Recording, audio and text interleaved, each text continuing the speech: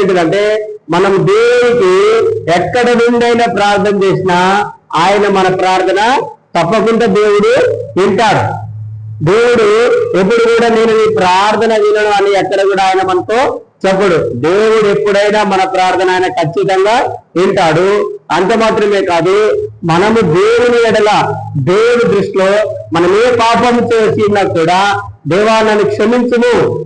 మనందరూ కలిసి 1 ఏముందంటే ఆయన వెలుగులో ఉన్న ప్రకారము మనములో వెలుగులో వచ్చిన ఎడల ఆయన కుమారుడైనటువంటి యేసుక్రీస్తు యొక్క రక్తం ఏం చేస్తుందంట, మన యొక్క ప్రతి పాపము నుండి ఆయన మనల్ని శుద్ధీకరిస్తాడు, పవిత్రపరుస్తాడు, పరిశుద్ధపరుస్తాడు అన్నది. దేవుడికి నీకు నాకు విరోధంగా అడ్డంగా వచ్చే ఏంటి అయ్యా అంటే అవే మన యొక్క పాపములు, మన యొక్క క్రియలు. మన యొక్క క్రియలని, మన యొక్క పాపములని యేసు రక్తంలో కనుక మనం శుద్ధీకరించుకున్నట్లయితే దేవుడికి నీకు అడ్డుగా ఉండేది ఇంకా ఏది లేదు. ఏది కూడా నీకు నాకు అడ్డుగా ఉండదు. ఎప్పుడు మనం తండ్రి అని పిలిచినా కూడా ఆయన మనకి ఆలకిస్తాడు. ఇంకా కింద ఏమంటున్నాడంటే దేవుని యందు భయభక్తులు మనము నిలుపాలంటే, దేవుని యందు భయభక్తులు కలిగి ఉండాలంటే అంటే ఆయన యొద్ద మనకు క్షమాపణ దొరుకుతుందంట. ఎప్పుడు కూడా దేవుడు నేను నిన్ను క్షమించను, నువ్వు ఇంత పెద్ద పాపం చేసినావు, ఇంత ఘోరమైన పాపం చేసినావు, నువ్వు నాకు ఇష్టం లేదని ఎప్పుడు కూడా అన్నాడంటే యేసు ప్రభు యొక్క దగ్గర లూకా సువార్త 8వ అధ్యాయంలో ఒక స్త్రీ యేసు ప్రభువుని యేసు ప్రభువుని దానికి పిలుస్తాడు. ఆయన యొక్క విందుకి రాత్రి సమయం తన ఇంటిలోనికి భోజనములకు ఆహ్వానిస్తే ఆయన పేరు ఏంటిదంటే సీమోన్. ఆహ్వానించిన ఆయన పేరు సీమోన్. అదేవిధంగా అదే సమయంలో ఒక పాపాసురాలైన స్త్రీ యేసు ప్రభు దగ్గరికి వచ్చి ఆయన యొక్క పాదములను కన్నీటితో తడిపి ఆమె యొక్క తల వెంట్రుకలతో ఆయన యొక్క పాదములని ఆ స్త్రీ తుడుస్తుంటే ఆ విందుకు పిలిచినటువంటి వ్యక్తి, ఆ భోజనానికి పిలిచినటువంటి వ్యక్తి ఆయన అంటున్నాడు, తన మనస్సులో అనుకుంటున్నాడు, ఏమనుకుంటున్నాడు, ఈమె ఎలాంటిదో, ఈయన ఒకవేళ ప్రవక్త అయినట్లయితే, ఈయన నిజమైన ప్రవక్త అయితే ఈ స్త్రీ ఎలాంటిదో ఈయనకి తెలియదా అని తన యొక్క మనసులో అనుకుంటుంటే యేసు ప్రభు అంటాడు ఆయనతోటి ఏమని అంటుంటాడంటే, సీమోను, నేను మీ ఇంటికి వచ్చినప్పటి నుంచి నువ్వు నన్ను ప్రేమించలేదు, నువ్వు నా యొక్క పాదములు కడుగటానికి నీళ్లు కూడా వేయలేదు. మనందరము ఇంటికి రాగానే అందరం ఏం చేస్తాము, కాళ్ళు కడుక్కోవడానికి ఎవరు మన ఇంటికి వచ్చినా నీళ్ళు ఇస్తాం, ప్రేమిస్తాం. కానీ ఈ సీమోన్ అనే వ్యక్తి యేసు ప్రభువుని తన ఇంటికి పిలిచినాడు. యేసు ప్రభువు నేను రాను అనుకుంటే ఆయన ఇంటికి వెళ్తే యేసు ప్రభు వెళ్ళినప్పుడు ఆయన పాదములు కడుక్కుంటానికి నీళ్ళు వేయలేదంట. అదేవిధంగా తెచ్చుకోవడానికి ఏం వేయలేదు. అదేవిధంగా ఆయనను ప్రేమించలేదని అనుకోవచ్చు. కానీ ఇక్కడ స్త్రీ యేసు ప్రభు వచ్చినప్పటి నుంచి ఆయన పాదములు పట్టుకుని ముద్దాడుతుంది, ప్రేమిస్తుంది. ఆమె యొక్క కన్నీళ్లతో ఆమె యొక్క పాదములను కడుగుతున్నది. ఆ తర్వాత తన తల వెంట్రుకలు పెట్టి తుడుస్తున్నది. అప్పుడు సీమోనుని పిలిచి యేసు ప్రభు అంటున్నాడు, ఒకరికి 2 అప్పు ఉన్నారు, వారిలో ఒక ఆయన 500 రూపాయల అప్పు, ఒక ఆయన 50 రూపాయల అప్పు ఉన్నాడు. 2 యొక్క అప్పును నేను క్షమించినాను. ఆ యజమానుడికి క్షమించినప్పుడు ఆ 2 ఎవరు ఎక్కువ సంతోషిస్తారని అడిగింది. ఎవరు ఎక్కువ సంతోషిస్తారంటే మనం ఏం చెప్తాం, ఎవరు ఎక్కువ సంతోషిస్తారు? 500 రూపాయలు కలిగిన వ్యక్తి 50 రూపాయల వ్యక్తియా? ఎవరు ఎక్కువ సంతోషిస్తారు? 500 రూపాయలు. ఎవరెక్కువ? 500 రూపాయలు ఉన్న వ్యక్తి ఎక్కువ సంతోషిస్తాడు. ఎందుకంటే 50 రూపాయలు చాలా చిన్నది, 500 రూపాయలు చాలా ఎక్కువే. అప్పుడు యేసు ప్రభు అంటాడు, ఆమె విస్తారమైన పాపములు చేశాను కనుక ఆమె యొక్క విస్తారమైన పాపములు క్షమించబడినవి, అందుకనే ఆమె నన్ను అధికంగా ప్రేమిస్తుంది. హల్లెలూయా. మన మనసులో అనుకుంటుంది, ఎంతో పెద్ద పాపిని, ఎంతో ఘోరమైన పాపిని, నాకు దేవుని ఎదుట క్షమాపణ దొరుకుతుందా? కానీ దేవుని యొక్క వాక్యం ఏమంటుంది, నీవు దేవుని యందు భయభక్తులు కలిగి ఉండాలంటే తప్పకుండా నీ పాపములు క్షమించబడాలి.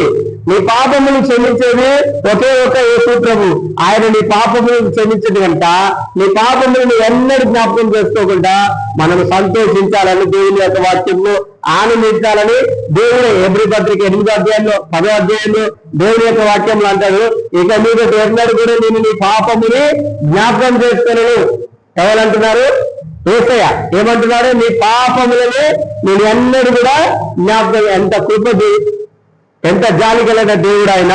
సో ఇక్కడ దేవుని యొక్క వాక్యంలో వాళ్ళు ఏమంటున్నారు అంటే, ఉదయం కొరకు పనిచేసేవాళ్ళు, కావలి ఉండేవాళ్ళు, ఉదయం ఎప్పుడైతే కానీ ఏ విధంగానైతే రాత్రి పనిచేసే వాళ్ళు కనిపెట్టుకుని ఉంటారో, మనం కూడా మన దేవుని కొరకు, ఆయన మాట కొరకు ఆ విధంగా కనిపెట్టుకుని ఉండాలి ఎల్లప్పుడు.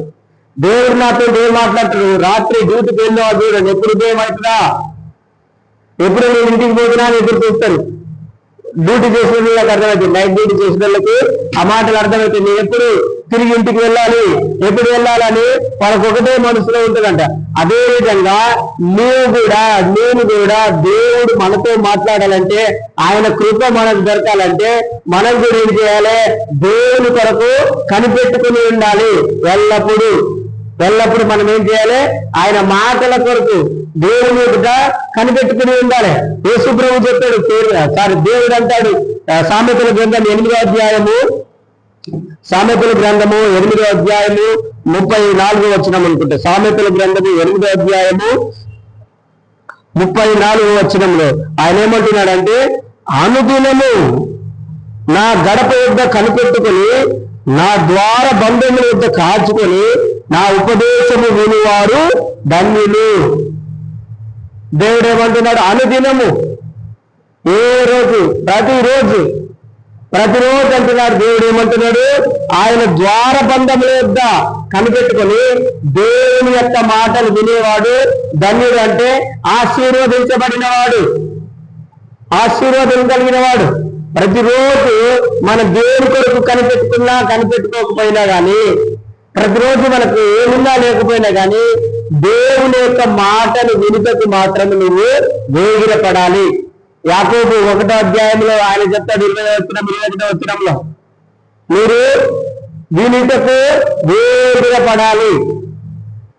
వినటానికి మాట్లాడడానికి నిదానించాలి, కోపపడటానికి నిదానించాలి. వినటానికి మాత్రమే చాలా వేగంగా ఉండాలంట. ఎవరు చెప్పినా వినాలి. అందుకంటే ముందు దేవుడు ఈరోజు నీ గురించి ఏం చెప్తున్నాడు? దేవుడు నాతో ఏం మాట్లాడాలనుకుంటున్నాడు? ప్రతిరోజు ఆయన మనతో మాట్లాడతాడు. ఆయన మాట్లాడని రోజు అంటూ ఉండదు. ఆయన ప్రతిదినం మనతో మాట్లాడతాడు కనుక, సో దేవుడు నాతో ఏం మాట్లాడతాడు, ఈ రోజు ఏం మాట్లాడతాడు అనేది. నీ జీవితంలో అనేక శ్రమలు ఉంటాయి, అనేక కష్టములు ఉంటాయి. ప్రతి ఒక్కరి జీవితంలో ఉంటాయి. కష్టం లేని వ్యక్తి ఈ లోకంలో ఏ ఒక్కరు లేడు. దేవుని యొక్క వాక్యంలో ఉన్నది, శ్రమలను జయించిన వాడు ధన్యుడు. అంటే యేసుప్రభు ఏమంటున్నాడు? నేను శ్రమ పొంది ఉన్నాను, మీకు కూడా శ్రమలు వస్తాయి. దేవుడే అంటున్నాడు. ఏమంటున్నాడు ఆయన? యోహాను సువార్త 16వ అధ్యాయం చివరి వచనంలో, నేను లోకమును జయించి ఉన్నాను. యేసుప్రభు ఏమంటున్నాడు? ఆయన లోకాన్ని జయించిండు. అంటే లోకాన్ని జయించిందంటే శ్రమలని, కష్టములని, ఇబ్బందులని. యేసుప్రభుని ఎవరు శ్రమ పెట్టినారు? తన సొంత దేశస్థులు, యూదులు, పరిసయ్యులు, శాస్త్రులు, సదుకాయులు, ఇంకా అక్కడ ఉన్నటువంటి జన సమూహములందరూ కూడా యేసు ప్రభువుని శ్రమ పెట్టారు. ఆయన దేవుని కుమారుడు కూడా ఆ శ్రమలన్నిటినీ సహించండు. ఆయన పరిశుద్ధుడు, పాపం లేనివాడు. ఆయనని శ్రమ పెడుతూనే ఆయన అన్నిటిని ఓడుతున్నప్పుడు మనలో పరిశుద్ధత లేదని దేవుని యొక్క వాక్యములు చెప్తుంది. కానీ కూడా ఆయన రక్తం వలన మనము పరిశుద్ధపరచబడినాం కనుక దేవుడు ఏమంటున్నాడు? ఎవరైతే నా రక్తంలో కడగబడతారో వారందరూ శ్రమలను ఏడవరు, కానీ ఆ శ్రమలని జయిస్తారు. అదే హెబ్రీ పత్రిక 2వ అధ్యాయము చూడండి. హెబ్రీలకు రాసిన పత్రిక 2వ అధ్యాయము చివరి వచనంలో 18వ వచనం. హెబ్రీలకు రాసిన పత్రిక 2వ అధ్యాయము 18వ వచనం. దేవుని యొక్క వాక్యంలో ఏమంటున్నాడు అంటే, తాను శోధింపబడి శ్రమను పొంది ఉన్నాడు. పొందిన కనుక శోధింపబడిన వారందరికీ సహాయం చేయగలవాడై ఉన్నాడు. ఎంత చక్కగా దేవుని యొక్క వాక్యం రాయబడి ఉంటుంది. ఏమంటున్నాడు? యేసు ప్రభు అంట శ్రమను పొందుకున్నాడంట, శ్రమని అనుభవించి ఉన్నాడు. ఆ శ్రమ అనుభవించినప్పుడే దాని యొక్క బాధ, దాని యొక్క కష్టము, దాని యొక్క విలువ ఏంటో తెలుస్తుంది. శ్రమ లేకుండా ఒక వ్యక్తికి దాని యొక్క విలువ అనేది తెలియదు, దాని యొక్క శక్తి ఏంటో తెలియదు. ఇక్కడ యేసు ప్రభు ఏమంటున్నాడంటే, నేను శోధింపబడి శ్రమ పొందుతుని. యేసు ప్రభు ఆ యొక్క శ్రమ ఏ విధంగా ఉంటుంది, ఆ కష్టం ఏ విధంగా ఉంటుంది, ఆ దెబ్బలు కొట్టినప్పుడు ఏ విధంగా ఉంటాయి. యేసు ప్రభు మన యొక్క అనారోగ్యాలను బాగు చేయాలంటే ఆయన కూడా ఏం చేయాలి? మన అనారోగ్యముల నిమిత్తమే ఆ గాయం ఎట్లా ఉంటుందో భరించాలి. అందుకనే మనందరి కొరకు ఆయన 1 తక్కువ 40 కొరడా దెబ్బలుతున్నాడు. ఆ గాయములు ఏ విధంగా ఉంటాయి, ఆ రక్తం కారుతున్నప్పుడు ఆ బాధ నీలో ఏ విధంగా ఉంటుంది, ఆ చెమట కారుతున్నప్పుడు దప్పిక అవుతున్నప్పుడు మనకు ఏ విధంగానైతే ఆ యొక్క వేదన కనబడుతుందో దేవుడు మన కొరకు కూడా ఆ వేదనని భరించినాడు. అందుకని ఇక్కడ ఏమంటున్నాడు? తాను శ్రమ పొంది ఉన్నాడు, తాను శ్రమలలో అనుభవములు కలిగి ఉన్నాడు. కనుకనే ఎవరైతే శ్రమలలో ఉంటారో వాళ్ళకి దేవుడు సహాయం చేస్తుందంట. ఎవరు సహాయం చేస్తారు? దేవుడు. యేసు ప్రభు మన దేవుడు మనకు సహాయం చేస్తాడు. నీకు శ్రమ ఉంటే ఆ శ్రమలను బట్టి మనము సంతోషించాలంటున్నాడు. ఎందుకు? ఈ శ్రమలలో నాకు దేవుడు తోడుగా ఉంటాడు. ఈ శ్రమల నుండి నా దేవుడు నా యొక్క విశ్వాసమును అభివృద్ధి చేస్తాడు. ఈ శ్రమల వలన నేను విశ్వాసములో విధేయతను నేర్చుకుంటాను. శ్రమ లేకుంటే నీకు విశ్వాసం రాదు, విధేయత రాదు, ఓర్పు రాదు. కనుక దేవుడు నీ కష్టమును భరించినాడు, నీ రోగమును భరించినాడు, నీ దుఃఖమును భరించినాడు. అందుకనే దేవుని యొక్క వాక్యం ఏమిటంటే, ఎవరైతే దుఃఖపడుతున్నారో ఆయన వారి యొక్క దుఃఖముని తీర్చుతానన్నాడు. దేవుడు ఏమంటున్నాడు? దుఃఖపడకుండా ఆ దుఃఖం యొక్క విలువ ఏంటో మనకు తెలియదు. కనుకనే ఆయన మన నిమిత్తము దుఃఖపడ్డాడు, ఆ దుఃఖమును తీర్చివేయడానికి. దేవుడు ఏమంటున్నాడు? ఎవరైతే దుఃఖపడుతున్నారో వారికి 2 ఆశీర్వాదం వస్తుంది. ఎవరి కొరకు దుఃఖపడితే? ఈ లోకం కొరకు దుఃఖపడితే కాదు. ఈ లోకం కొరకు దుఃఖపడితే నీకు నాకు ఏం రాదు. కానీ మనము దేవుని కొరకు దుఃఖపడినట్లయితే, దేవుని కొరకు మనము అన్ని ఓర్చుకున్నట్లయితే దేవుడు అంటున్నాడు, ఈ లోకంలో నువ్వు నా నామము నిమిత్తము ఎంతకైతే శ్రమ పడతావో అంతగా 2 ఆశీర్వాదం దేవుడు నీకు అనుగ్రహిస్తాడు. ఆ 2 ఆశీర్వాదం నేను పొందుకోవాలంటే మన జీవితంలో మనము ఓర్పు కలిగి ఉండాలి. ఆ ఓర్పు నీ జీవితంలోకి రావాలంటే దేవుడు ఏమంటున్నాడు? ఆలోచనలు నా గడప వద్ద కనిపెట్టుకొని నా ఉపదేశమును జాగ్రత్తగా వినుము. వేరే ఎవరి మాటలు విన్నా కానీ మనకు ఓర్పు సహనం రాదు. ఎవరి మాటలు వింటే నీకు జీవితంలో ఓపిక కలుగుతుందంటే, ఎవరి మాటలు వింటే నీ జీవితం ఆశీర్వాదకరంగా మారుతుందంటే, జీవం కలిగినటువంటి దేవుని మాటలు, యేసు ప్రభు మాటలు విన్నట్లయితే ఆయన మాట కొరకు మనం కావలి వారు ఉదయం కొరకు ఎప్పుడు ఉదయం అవుతుందా ఎదుర్కొని ఉంటారో ఆ విధంగా మనము దేవుని మాట కొరకు ఉదయం కొరకు కనిపెట్టుకున్నట్లయితే దేవుడు తప్పకుండా మన జీవితంలో ఆయన గొప్ప కార్యములు చేస్తాడు. హల్లెలూయా. దేవుడు తప్పకుండా మన జీవితంలో ఏం చేస్తాడు? గొప్ప కార్యములు చేస్తాడు. ఎవరైతే దేవుని యొక్క వాక్యం కొరకు కనిపెట్టుకుంటారో వాళ్ళకంటున్నాడు దేవుడు, ఆయన కృప వారి జీవితంలో కనిపిస్తుంది. ఏం కనిపిస్తుంది? కృప. కృప అంటే ఏంటిది? దేవుడు మనం ఏదైతే చేసుకోలేకపోతున్నామో మన జీవితంలో దేవుడు చేసే ఆ పనినే కృప అని మనం అంటాం. మనం చేసుకోలేని దాన్ని మనంతటా మనం పాపముల నుండి మనమే విడుదల పొందుకోలేము, మనంతటా మనమే ఆశీర్వాదములను సంపాదించుకోలేము. అందుకనే దేవుడు ఏమంటున్నాడు? మనం ఏదైతే చేసుకోలేమో, మనంతటా మనం ఏదైతే సాధించుకోలేమో ఆ దానిని మన కొరకు దేవుడు చేసిండు. మన కొరకు దేవుడు చేసిన ఆ పని, మన జీవితంలో దేవుడు ఏదైతే పని జరిగిస్తాడో దానిని మనం ఏమని పిలుస్తున్నామంటే కృప. ఏమని పిలుస్తున్నాం మనము? కృప. ఆ కృప మన జీవితంలో ఏం చేస్తుంది? అనేకమైన గొప్ప కార్యములను చేస్తుంది. కృప నీకు దేవుడు ఉచితంగా అనుగ్రహిస్తాడు. పౌలు అంటాడు, పౌలు ఏమంటున్నాడు చూడండి, 2వ కొరింథీయులకు రాసిన పత్రిక ఆయనకు అనేకమైన కష్టములు వచ్చినాయి, అనేకమైన ఇబ్బందులు వచ్చినాయి. ఆయన వచ్చిన కష్టములు ఏంటి అంటే ఆయన ఒక పెద్ద లిస్టే రాసిండు. 2 కొరింథీ 11 అధ్యాయంలో ఆయన ఒక లిస్టే రాస్తాడు. ఆయన యొక్క ఇబ్బందులు ఎక్కడి నుంచి అంటే 2 కొరింథీ 11 అధ్యాయము 23వ వచనం నుంచి మనం చూసినట్లయితే చివరి వచనం 23వ వచనం నుంచి చివరి వచనం అయినటువంటి 33వ వచనం వరకు 10 వచనములు ఆయన యొక్క శ్రమలు ఏ విధంగా ఉన్నాయో ఆయన అక్కడ రాస్తాడు. అయినప్పటికీ దేవుడు ఏమంటాడు, ఆయన శ్రమలను దేవుడికి ఆయన మొరపెట్టినప్పుడు, శ్రమలను దేవుడికి ఆయన మొరపెట్టినప్పుడు చూడండి దేవుని యొక్క వాక్యంలో ఏమనుందంటే 2 కొరింథీ 12వ అధ్యాయము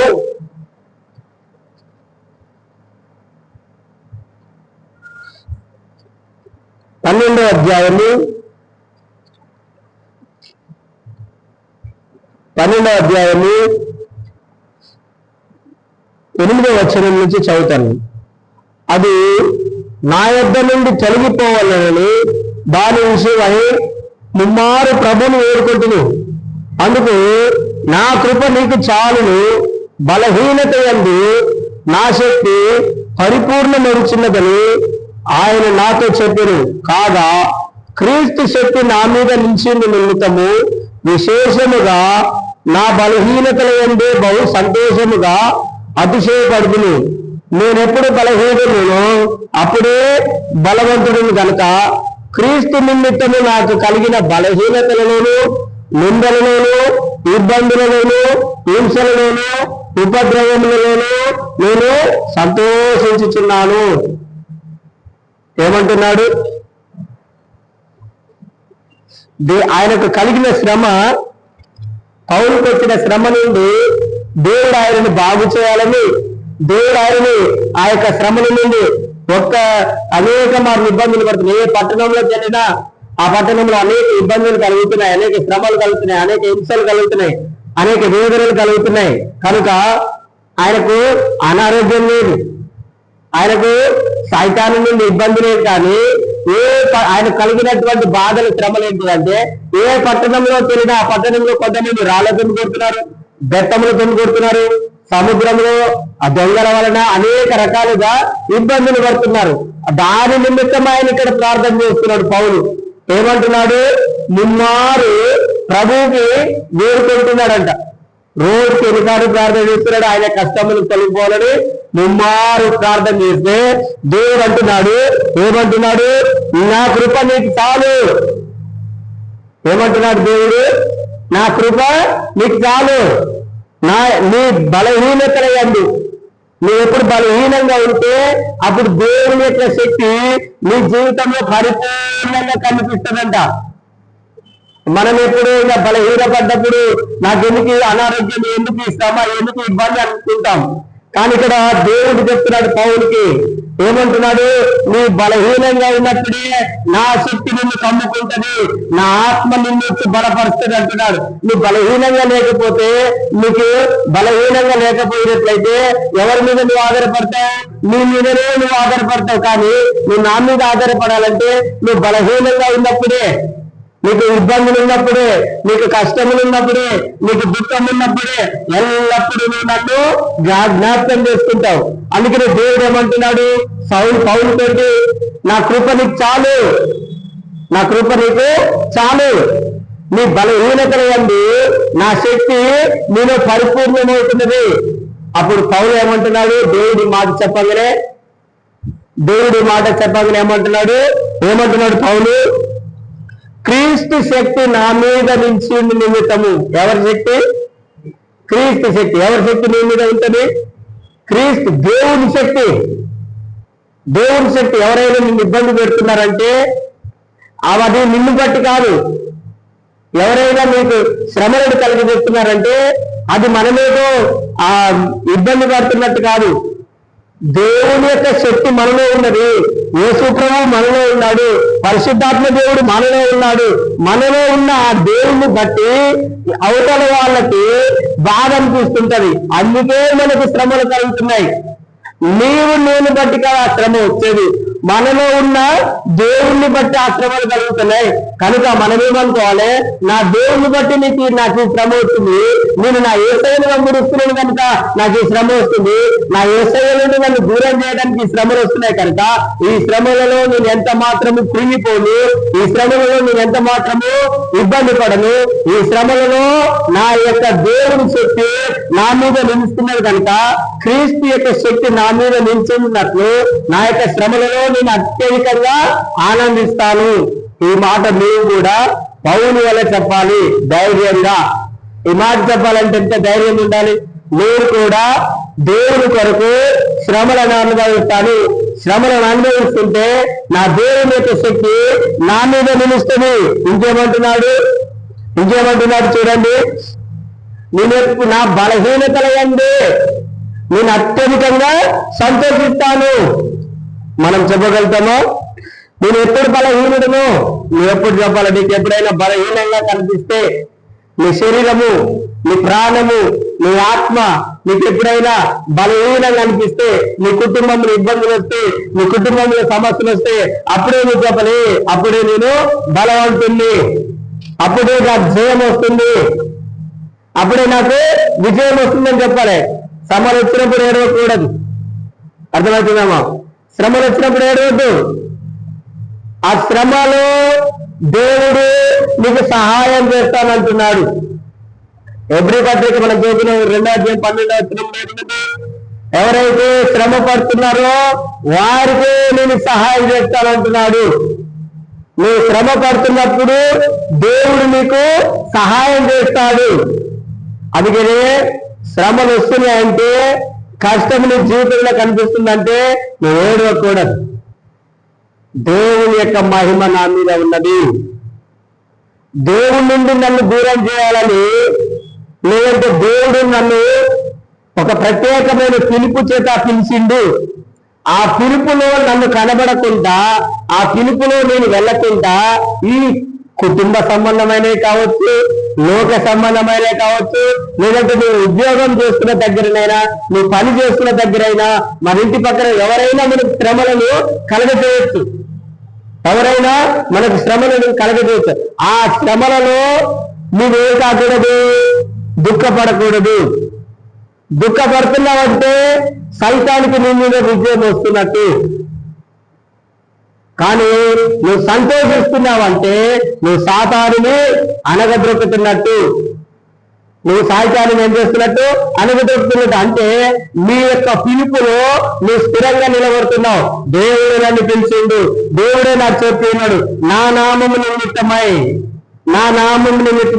మిమ్మల్ని అందరూ దూషిస్తారు, నా నామం నిమిత్తమై అందరు మీకు ఇబ్బందులను కలుగజేస్తారు, నా నామం నిమిత్తమై మిమ్మల్ని అందరూ అవమానపరుస్తారు. ఎవరైతే నా నామం నిమిత్తము వాటన్నిటిని సంతోషంగా భరిస్తారో, భరించొద్దని చెప్పట్లేదు దేవుడు, భరించాలి అని అంటున్నాడు. ఎవరి కొరకు? యేసుక్రీస్తు కొరకు. ఎవరైనా కావచ్చు, మన ఇంట్లో ఉన్న వాళ్ళైనా కావచ్చు. యేసు ప్రభుడు తన యొక్క సొంత ఇంటి వాళ్ళు ఏమన్నారు? మార్క్స్ వార్త 3:23 ఉంటుంది. ఏమన్నారంటే ఆయనకు పిచ్చి పట్టింది. యేసు ప్రభు రోగముల చేత ఉన్నవారిని, కష్టముల చేత ఉన్నవారిని, అనారోగ్యం చేత ఉన్నవారిని ఆయన దగ్గరికి వచ్చిన అందరినీ బాగు చేస్తున్నాడు. బాగు చేస్తుంటే అనేకులు వాళ్ళ ఇంటి దగ్గరికి వస్తుంటే వాళ్ళ యొక్క ఈ బంధువులు ఇంటి వాళ్ళు ఏమన్నారంటే ఈయనకు పిచ్చి పట్టింది, ఈయన యొక్క మతి చెలించిపోయింది అని అంటున్నారు. యేసు ప్రభునే అలా అన్నారు. మరి మనల్ని కూడా అంటారు, మన ఇంటి వాళ్ళు అనొచ్చు, మన ఎవరైనా మన పక్క వాళ్ళు అనొచ్చు, ఎవరైనా అనొచ్చు. కానీ మనము వారి మీద కోపపడకూడదు. అలాంటి సమయంలో మనము బాధపడకూడదు. అది ఎవరైనా కావచ్చు. ఆ సమయంలో మనం బాధపడదు.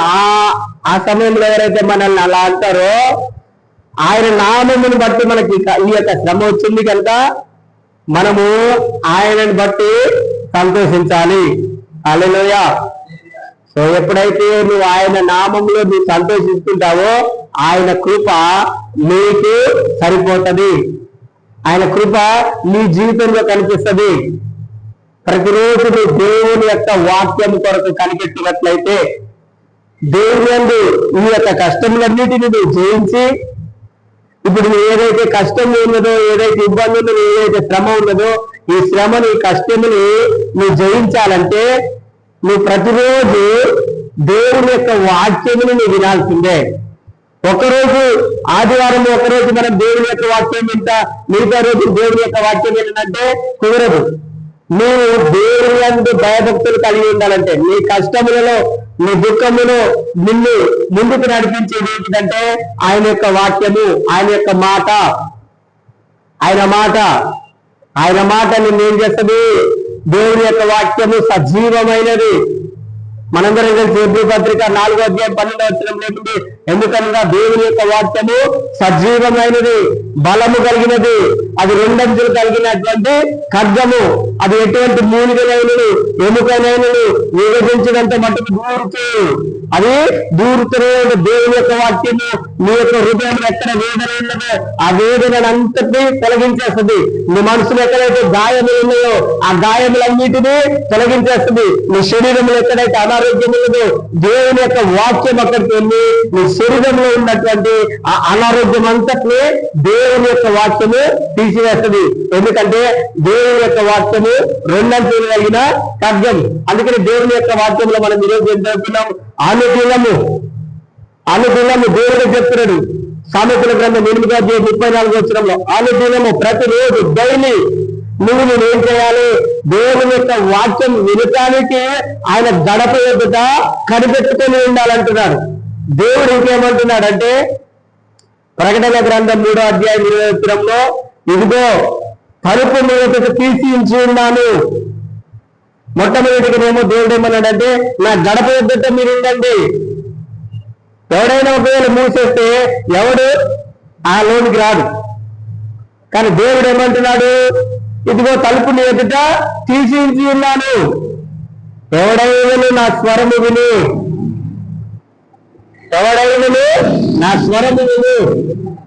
నా ఎద్దకు వచ్చినట్లయితే మీరు వానితో కూడా నివాసం చేస్తానంటున్నాడు దేవుడు.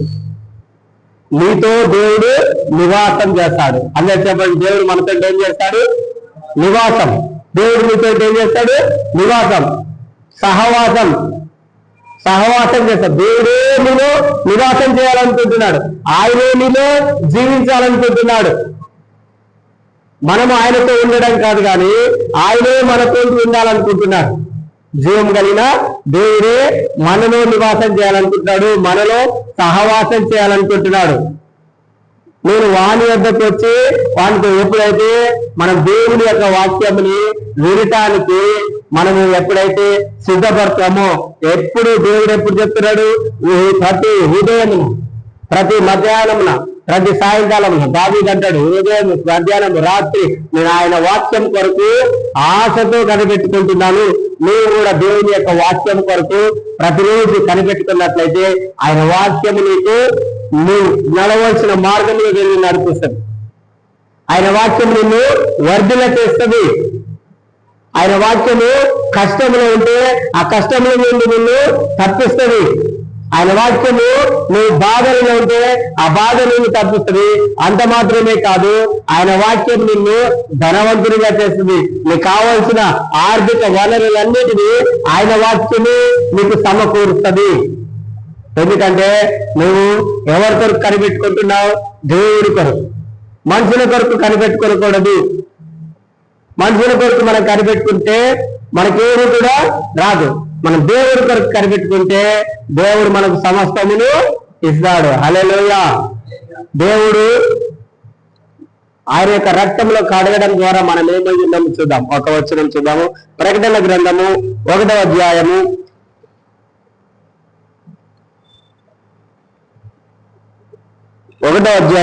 6వ వచనం.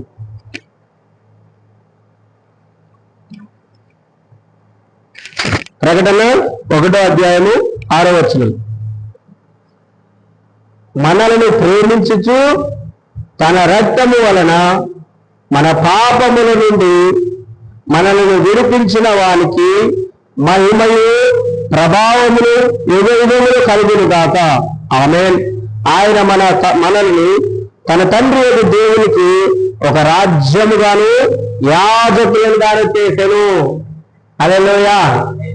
దేవుడు ఏం చేసింది? యేసు ప్రభు ఆయన నిన్ను తన యొక్క రక్తముతోటి కడిగి నిన్ను పరిశుద్ధపరిచి నిన్ను పవిత్రపరిచి నీలో ఎలాంటి కల్మషం కానీ ఎలాంటి అపవిత్రత కానీ ఎలాంటి దోషం కానీ ఆయన నీవే లేకుండా నీ యొక్క ప్రాణమును నీ యొక్క దేహమును నీ యొక్క ఆత్మను ఆయన సంపూర్ణంగా పరిశుద్ధపరిచి దేవునికంట ఎవరికి? దేవునికి నిన్ను ఏం చేసింది? ఒక రాజ్యముగానంటే నిన్ను నన్ను దేవుడు ఒక రాజుగా చేసిండు. యేసుక్రీస్తు రక్తములో కడగబడటం ద్వారా మనము రాజులమైనాము, రాణి అయినాము, రాజులం మనం. రాజు ఏ విధంగా ఉంటాడు? యేసుక్రీస్తు రక్తంలో కడగబడిన వాళ్ళు ధైర్యంగా ఉండాలి. రాజులు చూడండి, ఈ భూలోకం ఉన్నటువంటి రాజులు అంటే ఇప్పుడు ప్రధానమంత్రి, అదేవిధంగా ముఖ్యమంత్రి, వాళ్ళు దేనికైనా భయపడుతుంటారా? దేనికి భయపడరు. మనం కూడా ఒక రాజ్యంలో ఉన్నాం. మన యొక్క రాజ్యం ఏంటిది? దేవుని రాజ్యము, పరలోక రాజ్యము.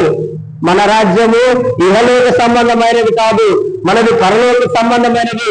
మనల్ని దేవుడు తన తండ్రి రాజ్యములు అంటే తన తండ్రి దేశములో ఇప్పుడు ఏ విధంగా ప్రధానమంత్రి ముఖ్యమంత్రి అంటున్నామో ఆ విధంగా దేవుడు తన రాజ్యములో నిన్ను ఒక ప్రధానమంత్రిగా, ఒక ముఖ్యమైన వ్యక్తిగా, ముఖ్యమైన మంత్రిగా, రాజులుగా దేవుడు నిన్ను చేసి ఉన్నాడు. రాజు చేసి ఉన్నాడు దేవుడు. ఎప్పుడు? ఆయన రక్తములో దేవుడు నిన్ను కడగడం ద్వారా నీలో ఏ కల్మషం లేకుండా ఉన్నది. ఒక రాజును చూడండి, ఆయన అన్ని విద్యలలో ఆరితేరి ఉండాలి. రాజు అంటే సకల విద్యలు రావాలి, రాజు అంటే అన్ని భాషలు రావాలి, రాజు అంటే దేవునికి భయపడకుండా ప్రతి సమస్యని పరిష్కరించే విధంగా ఉండాలి. ఫర్ ఎగ్జాంపుల్ సొలొమోను రాజును చూడండి. సొలొమోను రాజు యవ్వన కాలంలోనే రాజు అయినాడు.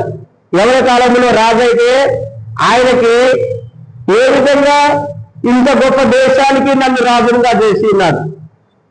సొలొమోనుని దేవుడు ఏం చేసిండు? ఒక ఇజ్రాయేలీ దేశానికే 12 గోత్రముల ప్రజలకి ఆయనను రాజునిగా చేసి ఉన్నాడు. రాజునిగా చేసినప్పుడు ఆయన వయస్సు చాలా చిన్నది, యవ్వనస్తుడు. ఆ యవ్వన ప్రాయంలో ఏ విధంగా ఈ రాజ్యాన్ని పరిపాలించాలి, ఏ విధంగా ఈ రాజ్యాన్ని నడిపించాలి, ఈ రాజ్యంలో కష్టముల చేత, దుఃఖముల చేత, బాధల చేత, సమస్యల చేత నా యొద్దకు వచ్చినప్పుడు నేను ఏ విధంగా సమస్యని పరిష్కరించాలి అది ఆయన తెలియట్లేదు. ఆ తెలియని సమయంలో ఆయన దేవుణ్ణి ఆరాధించడానికి వెళ్ళిండు. ఎక్కడికి వెళ్ళిండు? దేవుణ్ణి ఆరాధించడానికి వెళ్ళిండు. ఆరాధించడానికి వెళ్ళినప్పుడు దేవునికి ఆయన బలులను అర్పించేసిండు. బలులను అర్పించినప్పుడు రాత్రికాల సమయంలో దేవుడు ఆయనకు ప్రత్యక్షమైండు. హల్లెలూయా. ఇదిగో ఇప్పుడు దేవుడు నిన్ను కూడా తన యొక్క రక్తం చేత శుద్ధీకరించిండు. ఆయన బలి అర్పించిండు నీ కొరకు. ఇక్కడ సొలొమోను ఎప్పుడైతే దేవుడు బలి అర్పించిందో అప్పుడు దేవుడు ఆయనతో మాట్లాడడం ప్రారంభించిండు. ఇక్కడ నేను దేవుని మాట వినడానికి, దేవుని స్వరం వినడానికి, దేవుని యొక్క వాక్యం వినడానికి యేసుక్రీస్తే ఆయన తన యొక్క రక్తాన్ని మన కొరకు కార్చి ఆ రక్తము చేత మనల్ని శుద్ధీకరించింది కనుక సొలొమోను కార్చినటువంటి ఆ రక్తము కంటే మనకి ఎక్కువైన రక్తం ఉన్నది. సొలొమోను కార్చినది జంతువుల యొక్క రక్తము, మన కొరకు కార్చబడినటువంటి రక్తము జీవముగా ఉన్న దేవుని యొక్క రక్తము. ఆయన కార్చినటువంటి ఆ జంతువుల రక్తమే దేవుడు ఆయనతో మాట్లాడేలాగా చేసిందంటే దేవుడు ఆయనతో మాట్లాడుతున్నాడు. కారణం ఏంటిదంటే ఆరాధించిందంటే ఆయన ఏం చేసిందంటే బలి అర్పించిండు. బలిని ఏమంటారంటే ఆరాధన. ఇక్కడ దేవుడికి నువ్వు ఇప్పుడు ఆరాధన చేయడానికి వచ్చినావు.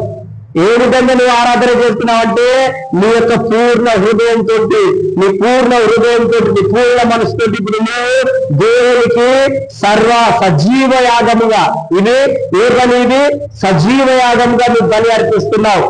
ఒక సొలొమోను ఆ బలిని నడిపించడాన్ని బట్టి దేవుడు రాత్రికాల సమయంలో వచ్చి దర్శనములు ఆయనతో మాట్లాడుతున్నాడు. సొలొమోన్ నీకేం కావాలి అని అడిగితే ఆయన ఒక ప్రశ్న దేవుడు చెప్తున్నాడు, ప్రభువా ఇంత యవ్వన కాలంలో నువ్వు నన్ను రాజునిగా చేసి ఉన్నావు, ఇంత చిన్న వయసులో నీవు నన్ను రాజుగా చేసి ఉన్నావు కనుక నేను ఇంత గొప్ప రాజ్యాన్ని ఏ విధంగా పరిపాలించాలో నాకు తెలియట్లేదు కనుక నువ్వు నాకు జ్ఞానమును, తెలివిని, వివేకమును దయచేయమంటున్నాడు. హల్లెలూయా.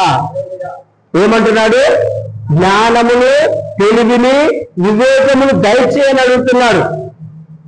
కారణం ఏంటి? పరిపాలించడానికి. మరి ఇప్పుడు నీవు కూడా ఒక రాజువి. నేను ఏమడగాలి?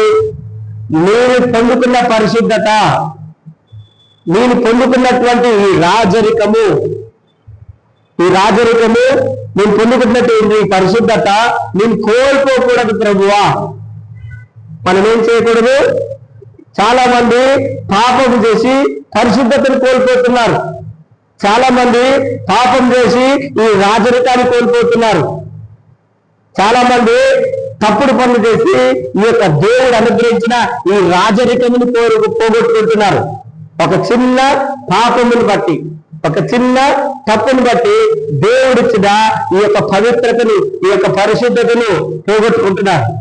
సొలొమోను ఏ విధంగానైతే దేవుని అడిగిన ప్రభువా, ఈ గొప్ప రాజ్యానికి నేను న్యాయం తీర్చడానికి నాకు తగిన జ్ఞానమును, తెలివిని, వివేకమును దయచేయమని దేవుని ఏ విధంగానైతే అడిగిందో, మరి నువ్వు కూడా ఇప్పుడు దేవుడు నిన్ను రాజుగా చేసిందని దేవుని యొక్క వాక్యంలో మనం చదువుతున్నాం. ఆయన నిన్ను రాజుగా చేసింది తన యొక్క రక్తంతో వెలపెట్టి కొనడం ద్వారా. ఆయన నిన్ను ఉచితంగా కొనలేదు. ఆయన తన యొక్క ప్రాణమును వెలగ ఇచ్చి, తన యొక్క రక్తమును వెలగ ఇచ్చి నిన్ను రాజుగా చేసిండు. ఆ రాజరికం నువ్వు కోల్పోవద్దు. ఆ రాజుగా ఉండే తనాన్ని కోల్పోవద్దు. రాజు ఏది ఆజ్ఞాపించినా జరిగేది. రాజు ఏం ఆజ్ఞాపించినా జరుగుతాయి. నువ్వు ఏదైనా ఆజ్ఞాపించినా జరుగుతాయి. కారణం ఏంటిదంటే నువ్వు విశ్వాసివి. దేవుడేమన్నాడు? నా నామములో మీరు నన్ను ఏమైనా అడగండి, నేను చేస్తాను. ఇక్కడ రాజు ఏదైనా ఆజ్ఞాపించినా అది జరుగుతుందా జరగదా? ఏది ఆజ్ఞాపించిన రాజు అది జరుగుతుంది. ఇప్పుడు దేవుడు నిన్ను కూడా ఒక రాజునిగా చేసి ఉన్నాడు. నీవు కూడా అడగాలి దేవుణ్ణి. ఏదైనా అడగండి అన్నాడు దేవుడు. నా నామములో నిన్ను ఎవరైతే రాజుగా చేసిందో ఆ రాజు నామములో అడగండి. ఆయన రాజులకు రాజు. ఆ రాజు నామములో నువ్వు అడుగు దేవుణ్ణి. ఏది అడిగినా ఇస్తాడు దేవుడు. ఎందుకంటే దేవుడు నిన్ను కూడా పరిపాలించే వ్యక్తులుగా చేసి ఉన్నాడు. ఎవరిని పరిపాలించాలి? ఈ భూమి మీద దేవుడు నిన్ను పరిపాలించే వ్యక్తులుగా చేసినాడు. నువ్వు దయ్యాలను వెళ్ళగొట్టే వ్యక్తులుగా. నీ యొక్క రాజరికము భూ సంబంధమైనటువంటి రాజరికం కాదు. నీ యొక్క రాజరికము ఆత్మ సంబంధమైనది. హల్లెలూయా. నువ్వు రాజు ఎక్కడ? భూలోకంలో రాజు కాదు. నువ్వు ఆత్మీయ మండలంలో రాజువి. ఆత్మలో నువ్వు రాజువి. నీ యొక్క బానిసలు ఎవరు? నీ యొక్క శత్రువులు ఎవరు? నీ యొక్క బానిసలు, నీ యొక్క శత్రువులు ఎవరంటే నీ శత్రువు అపవాది అయినటువంటి సాతాను.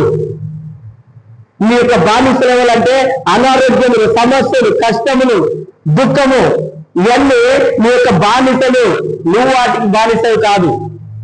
మనం వాటికి బానిసలం కాదు. ఎందుకంటే దేవుడే నిన్ను రాజుగా చేసింది. వాటన్నిటినీ నీ పాదముల కేంద్ర పెట్టి ఈ ఆత్మీయ మండలంలో నువ్వు పరిపాలించమని చెప్తున్నాడు. ఈ భూమి మీద ఆత్మీయ మండలంలో నీ రాజు. దేవుడు సొలొమోనుకి జ్ఞానం ఇచ్చింది. కానీ ఇప్పుడైతే దేవుడు సొలొమోనుకి జ్ఞానం ఇచ్చినట్టు నీకు ఇస్తున్నాడు. దేవుడే నీలో ఉండి ఆయనే మన యొక్క జ్ఞానం అయి ఉన్నాడు. హల్లెలూయా. ఆయనే మనలో ఉంది. సొలొమోనుకి అయితే దేవుడు ఆయనలో లేడు కనుక ఆయనకు జ్ఞానం కావాలంటే వరంతో జ్ఞానం ఇచ్చింది. కానీ ఇప్పుడు దేవుడు ఏమంటున్నాడంటే ఈ వరం ఇచ్చిన దేవుడు ఎవరైతే ఉన్నాడో ఆయనే నీలోకి వచ్చి ఉన్నాడు. హల్లెలూయా.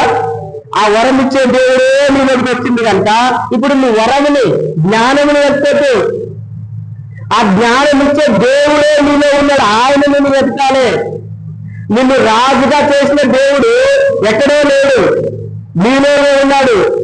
ఆ రాజుని నువ్వు వెతకాలి. నీలో ఉన్న వాడిని వెతకాలి.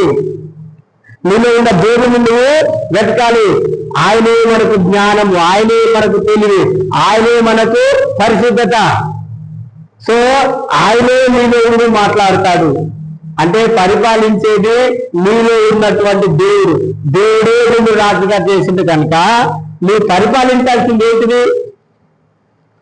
మనం పరిపాలించాల్సింది? నువ్వు దేనిని పరిపాలించాలి?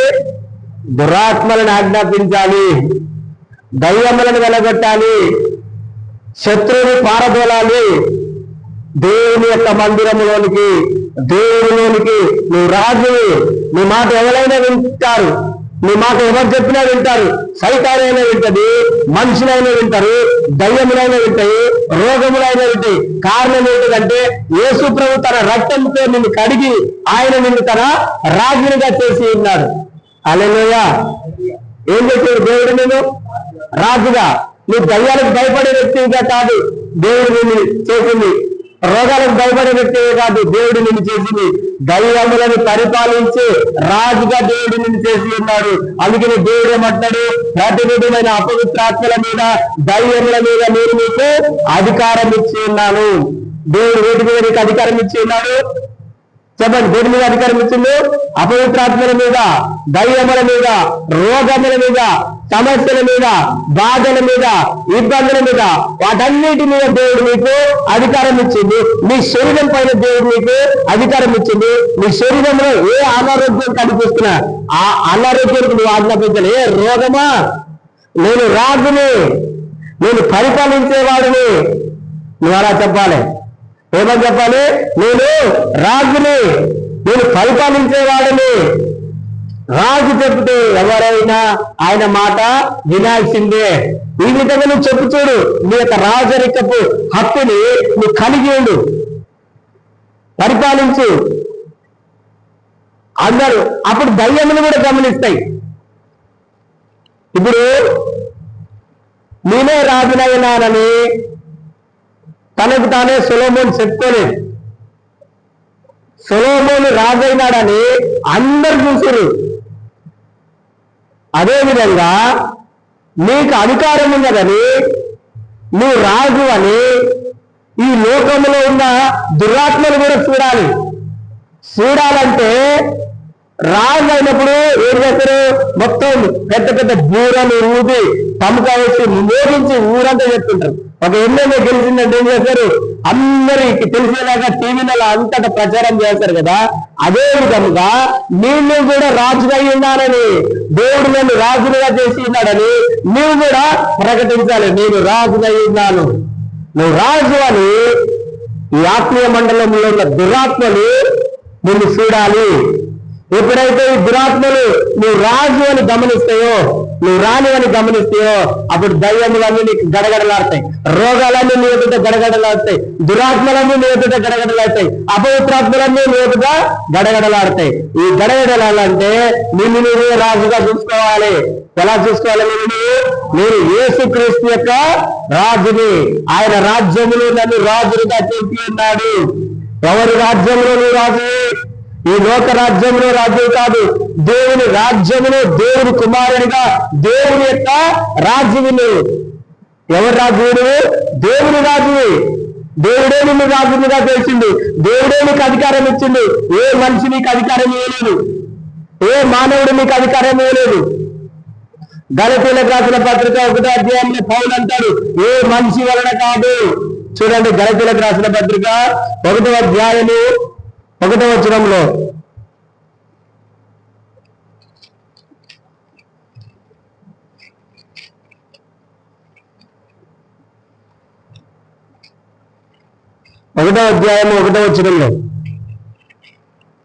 మనుషుల మూలంగానైనను ఏ మనుషుని వలనైనను కాక యేసు క్రీస్తు వలనను ఆయనను మృతులలో నుండి లేపిన తండ్రి అయిన దేవుని వలనను అపోస్తలుగా నియమింపబడిన పౌలను నేను. నువ్వు కూడా చెప్పాలి, ఏ మనిషి వలన కాదు, ఏ మనిషిని మూలంగా కాదు, యేసుక్రీస్తు వలనను ఆయనను మృతులలో నుండి లేపిన తండ్రి అయిన దేవుని వలన దేవుడు నిన్ను రాజుగా చేసి ఉన్నాడు, రాణిగా చేసి ఉన్నాడు. హల్లెలూయా. ఎవరు మనల్ని రాజుగా రాణిగా చేసింది? ఏ మనిషి కాదు. ఏ మనిషి అయినా ఒక వ్యక్తిని రాజుగా ఎన్నుకుంటే అతడు కేవలం 5 సంవత్సరముల వరకే. 5 సంవత్సరముల వరకే, కొన్ని దేశాలలో 3 సంవత్సరములే. కానీ మన రాజు, మన దేవుడు నిన్ను రాజుగా నియమిస్తే 3 సంవత్సరాలు 5 సంవత్సరాలు కాదు, నీ జీవితకాలం మట్టుకు, నీ జీవితకాలం మట్టుకు నువ్వు రాజువే, నీ జీవితకాలం మట్టుకు నువ్వు యజమానుడివే. ఇక్కడ ఏమంటున్నాడు? ఏ మనిషి వలన కాదు నీకు అధికారం వచ్చింది, ఏ మనిషి నీకు ఇవ్వలేదు. నీ దేవుని జ్ఞాపకం, నీ మనస్సులో జ్ఞాపకం పెట్టుకోవాలి.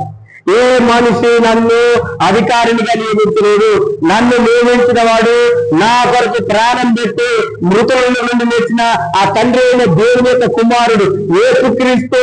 యేసుక్రీస్తు వలననే నేను రాజుగా నియమించబడ్డాను. ఆయన రక్తమును నేను కడగబడడం ద్వారా ఆయన నన్ను రాజుగా చేసి ఉన్నాడు. హల్లెలూయా! రాజుగా దేవుడే నిన్ను చేసి ఉన్నాడు. కనుక నువ్వు దీన్ని నేను వెలగొడుతున్నాను, ఈ దయ్యములకు నేను ఆజ్ఞాపిస్తున్నాను, ఈ రోగాలకు నేను ఆజ్ఞాపిస్తున్నాను, తిరిగి నా యొద్దకు వస్తున్నామని నువ్వు భయపడకూడదు. ఏ రాజు అయినా చూడండి, ఒకసారి రాజు తన జీవితకాలంలో ఒక తీర్పు తీరిస్తే అది ఎల్లప్పుడూ అదే విధంగా ఉంటుంది, మళ్ళీ తిరిగి రాదు. సొలొమోను ఒక ఆమెకి తీర్పు తీర్చిండు, ఇద్దరు స్త్రీలకి. ఇద్దరు స్త్రీలు ఒకేసారి ప్రెగ్నెంట్ అయి 2 పిల్లల్ని కన్నారు, మగ పిల్లల్ని కన్నారు. అందులో ఒక ఆమె ఏం చేసింది, రాత్రి పడుకున్నప్పుడు ఆమె యొక్క కుమారుని మీద పడ్డప్పుడే చనిపోయింది. తెల్లారి ఆమెకు మెలకు వచ్చినప్పుడు చూసేసరికి ఆమె యొక్క కుమారుడు చనిపోయిందట చూసి, పక్కన ఆమె యొక్క కుమారుడు చనిపోలేదు, ఆమె బ్రతికుండేది చూసి ఏం చేసింది, కుమారుని తారుమారు చేసింది. తారుమారు చేసేసినప్పుడు వాళ్ళిద్దరూ రాజు దగ్గరికి వచ్చి సమస్యతో ఉంటే, నువ్వు ఇప్పుడు రాజువి దేవుని రాజ్యంలో, ఎవరు కష్టంలో ఉన్నా, ఎవరు దుఃఖంలో ఉన్నా, ఎవరు అనారోగ్యంలో ఉన్నా నీ దగ్గరికి వస్తారు. నీ దగ్గరికి వచ్చినప్పుడు నువ్వు న్యాయం చేయాల్సిన పని దేవుడు నీకు ఇచ్చి ఉన్నాడు, బాధ్యతను నీకు ఇచ్చి ఉన్నాడు. నేను రాజుని కాదు, నేను పనివాడినని చూసుకోవద్దు. ఇప్పుడు సొలొమోను దగ్గరికి వచ్చిండు, ఆయన వయసు చాలా చిన్నది, కానీ వీళ్ళేమో చాలా పెద్దవాళ్ళు, పిల్లలు కన్నవాళ్ళు. ఆయనకి ఇంకా వివాహం కాలేదు, రాజుగా ఉన్నాడు. ఆయన దగ్గరికి న్యాయం తీర్చడానికి వచ్చిండు. కానీ ఆయన దేవుణ్ణి అడిగిండు, రాజుగా చేసినప్పుడు బలి అర్పించి ఆరాధన చేసిండు. నేను ప్రతిరోజు ఆరాధన చేయాలి, జ్ఞానం కొరకు, తెలివి కొరకు, మనలో ఉన్న దేవుని వెతకాలి. ఆయన వద్దకు వచ్చినప్పుడు వాళ్ళిద్దరికి న్యాయం తీర్చడానికి ఏ విధంగా న్యాయం తీర్చాలి? ఇప్పుడు ఎవరు కుమారుడో కూడా తెలియదు, కానీ పుట్టినప్పుడు తల్లిదండ్రులు గుర్తుపట్టగలుగుతారు. ఈ చనిపోయిన ఆమె కుమారుడు, ఆ తల్లి ఏమంటుందంటే, బ్రతికిన్నదే నా కుమారుడు కాదు, ఈ బ్రతికిన్న ఈమె నా కుమారుడు, చనిపోయినది ఆమె కుమారుడు అని ఇద్దరు గొడవ పెట్టుకుంటుంటే రాజు ఏం చేసినాడు, ఒక కత్తి తెమ్మన్నాడు, జ్ఞానం కలిగి ఇద్దరిని చిరసగం చేయమన్నాడు. అప్పుడు బ్రతికిన్న దాని యొక్క తల్లి అంటుంది, ఈ కుమారుడు చనిపోవడం నాకు ఇష్టం లేదు, ఈ కుమారుని ఆమెకే ఇవ్వు. కారణం ఏంటిది? అట్లనైనా బ్రతుకుతాడేమో అని. కానీ ఈ చచ్చిపోయిన దాని కుమారుడు తల్లి ఏమంటుంది, సగం చేయి, నా కొద్ది నీ పెట్టాను అంటుంది. అప్పుడు రాజు ఏమంటే సెలవిస్తాడంటే, చచ్చిపోయినది ఈమె కుమారుడు, బ్రతికినది తల్లి ఈమె కుమారుడు అని చెప్తాడు. అతడు తీర్పు తీర్చిండు ఆ ఇద్దరికి. మరలా ఎప్పుడు వాళ్ళిద్దరూ గొడవ పెట్టుకోలేదు. హల్లెలూయా! మరలా తిరిగి వాళ్ళ దగ్గరికి రాలేదు, ఆమె శత్రువు కాలేదు. అదే విధంగా నువ్వు ఏ భయం కానీ, ఏ రోగం కానీ, ఏ వ్యాధికైనా ఒక రాజు స్థలములో ఉండి, రాజుగా ఉండి నువ్వు ఎక్కడనైనా ఆజ్ఞాపిస్తే, నీ అధికారం నువ్వు తెలుసుకుంటే, నీ యొక్క శక్తి అంటే నువ్వు తెలుసుకుంటే, నువ్వు ఎప్పుడైనా ఆజ్ఞాపిస్తే మరలా తిరిగి నీ ఇంటికి వచ్చి దాడి చేయదు. హల్లెలూయా! కారణం ఏంటిదంటే, నువ్వు రాజు. దేవుడు నిన్ను ఏం చేసిండు? రాజుగా చేసిండు. ఎక్కడ దేవుడు నిన్ను రాజుగా చేసిండు? ఆత్మీయ మండలంలో. ఎక్కడ? ఆత్మీయ మండలంలో. నీకు వచ్చిన కష్టములు, నీకు వచ్చిన బాధలు అన్ని ఎక్కడి నుంచి వస్తున్నాయి? ఆత్మ ద్వారా.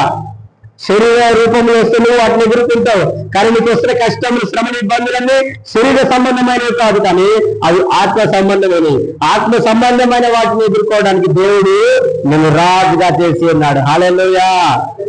ఇది మొదలుకొని ఒక రాజు ఏ విధంగా ఉంటాడు బైబిల్ చెప్తుంది, చదవండి. ఒక రాజు ఏ విధంగా ఉంటది, ఒక రాజు ఏ విధంగా పరిపాలిస్తాడు, అతడు దేనికైనా భయపడుతుందా, దేనికైనా బాధపడుతుందా, అతనికి నాకు ఏమి లేదని పదవి ఉందని ఏమని ఏడుస్తున్నాడా, అతనికి ఏదైనా లేకపోతే ఏం చేస్తున్నాడు, ఏ విధంగా అడుగుతున్నాడు. మీరు అది చూడండి.